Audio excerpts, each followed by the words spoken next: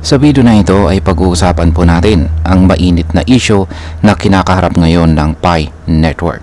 Mula po sa record low na presyo nito hanggang sa matinding backlash ng mismong community na minsang pinakasumusuporta dito. Ngayong taong 2025, marami pong Pi pioneers ang hindi makapigil sa kanilang dismaya. Nagsimula po ang project bilang isang pangakong decentralized at saka community-driven na platform. Pero ngayon, tila lumilihis na ito sa orihinal nitong landas.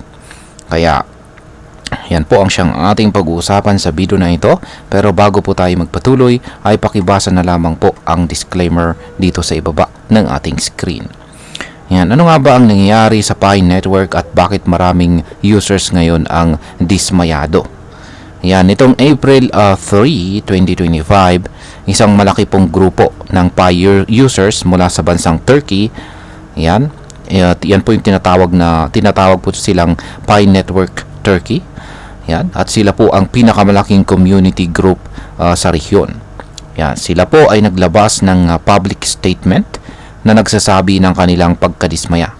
Ayon po sa kanila, tila binaliwala na ng mga developers ang boses ng mga users. Imbis na sundin ang decentralization na principle ng Pi Network, mas pinili po ng team ang top-down approach. Ibig sabihin po nito, ang mga desisyon ay ginagawa mula sa itaas, mula sa mga developers mismo yan, na walang sapat na consultation sa community. Ayan, yan po yung actual na statement nila rito. Yan, ang ayon po sa kanilang pahayag dito ay ang mga bagay na dati pong kinagigiliwan ng community ay ngayon ay naging puro pagkadismaya na. Kaya anong klaseng konsensya ang kayang sirain, yan, ang tiwala at pag-asa ng mga tao ng ganito kabilis? Ayan, isang tanong, what kind of conscience is it to so easily consume people's faith and hopes? Yan, anong klaseng moralidad ang kayang baliwalain ang hirap, oras at pangarap ng napakaraming tao? Yan, what kind of morality is it to disregard the labor, time and dreams of so many people? Yan, malalim at emosyonal, di po ba? Kaya marami ang nagising sa katotohanan na baka hindi na ngayon ka-transparent o community-centered ang Pi Network gaya po ng dati. Ngayon ay ano po ang mga pangunahing reklamo ng Pi Network community?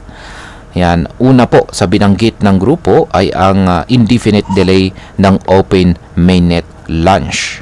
Yan, hanggang ngayon ay hindi pa rin po nailalabas ng Pi Network ang kanilang Open Mainnet. Para sa mga di pamilyar, ang Mainnet ay parang official launch ng isang blockchain system. Dahil dito ay marami sa mga users ang hindi pa rin ma-access o magamit ang kanilang Pi coins sa totoong market.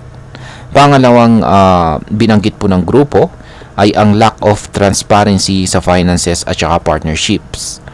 Yan, hindi po malinaw kung saan napupunta ang funds ng project. Hindi rin po klaro kung sino ang mga official partners o kung may totoong business integration na mangyayari. Pangatlo ay ang uncertainty sa dApp ecosystem. Yan, isa po sa mga pinangako ng Pi Network ay ang ecosystem ng decentralized applications or dApps. Pero hanggang ngayon ay wala pa rin konkretong ebidensya kung ilan na ang talagang gumagana o may tunay na silbi sa mga users. Dagdag pa rito ay nabanggit din ang kawalan ng malinaw na direksyon, delays sa roadmaps at saka kawalan ng tiyak na value para sa community members na ilang taon nang nagsasakripisyo at nagtitiwala sa project. Ngayon ay ano pong hakbang ang ginagawa ng community bilang protesta? Ayan. Ang Pi Network Turkey, yan, ang grupo po ng Pi Network Turkey ay hindi lamang po naglabas ng kanilang pahayag. Meron na rin po silang mga aksyon. Ayan, una ay meron po silang unfollow protest. Hinihikayat po nila ang mga pioneers na i-unfollow ang official Pi Network accounts para ipakita ang kanilang pagkadismaya. Pangalawa ay ang 1-star reviews. Yan, plano po nilang bigyan ng mababang ratings ang Pi Network app sa mga app stores bilang bahagi ng protesta. At ang pangatlo ay ang hashtag campaign.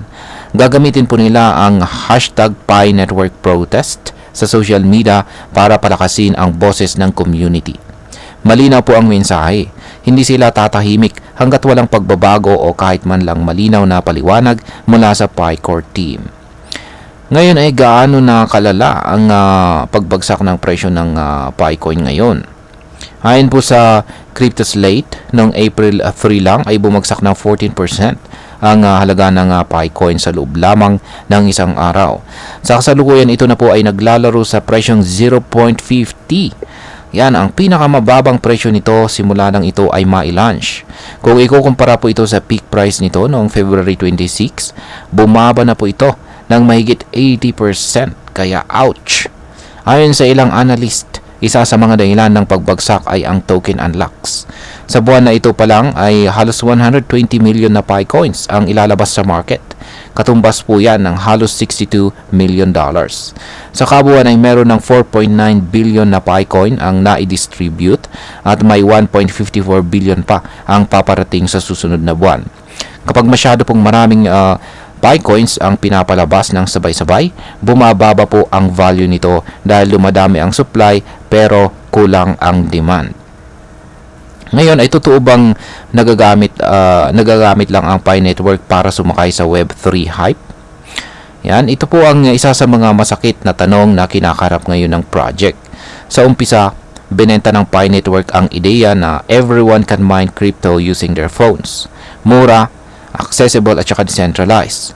Pero habang tumatagal ay mas nagiging duda ang publiko kung kaya ba talagang tuparin ng team ang kanilang mga pangako. Sinasabi ng ilang eksperto sa crypto space na baka ginagamit lang ang hype ng Web3 para makalikom ng malaking community, pero kulang sa konkretong resulta. Walang open mainnet, walang sapat na dApps at walang malinaw na kita o utility ang token. Lahat ito ay nagdudulot po ng kawalan ng tiwala sa project. Ngayon ay pag-usapan naman po natin ang maaring maging epekto nito para sa atin bilang mga Pinoy crypto traders at investors ni Picoin. Ayan, bilang bahagi ng crypto community, lalo na yung mga aktibong gumagamit o umaasa sa Pi Network, malaki po ang epekto nito. Una, maraming mga Pinoy ang naglaan po ng oras sa pagmimina araw-araw. Umaasa na balang araw ay magiging malaking halaga ang kanilang Picoins. Pero sa nangyayaring ito, may panganib na mawalan ng halaga ang lahat ng ito. Kung bumagsak ng tuluyan ang value ng Picoin at mawalan ito ng direksyon or mawalan ng direksyon ang project, sayang ang lahat ng effort, oras at saka tiwala. Hindi rin ito magandang tingnan para sa international crypto community, lalo na't mataas ang participation ng mga Pinoy sa Pi Network. Yan, bilang panghuli, ay ang masasabi ko po rito ay, ayan po, nakakalungkot. Ang Pi Network ay nagsimula bilang isang makabago at inclusive na ideya. Marami ang nainganyo dahil sa low barrier of entry at dahil sa pangakong ito ay magiging crypto para sa lahat. Pero ang transparency at tiwala ay pinakamahalagang currency sa mundo ng Web3.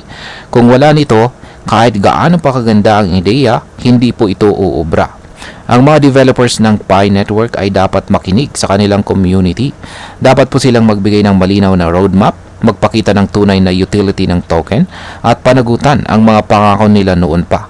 At para sa atin naman bilang mga Pinoy Picoin holders, dapat po tayong maging mapanuri. Hindi po masamang sumali sa mga bagong project, pero mas mainam kung laging may due diligence po tayo. Alamin natin kung ano ang kung ano po ang ating pinapasok at huwag po tayong umasa sa hype lamang. At ayan, hanggang dito na lamang po tayo sa video na ito mga ka-crypto. Marami pong salamat sa panonood. Ingat po tayo lagi at God bless po sa ating lahat.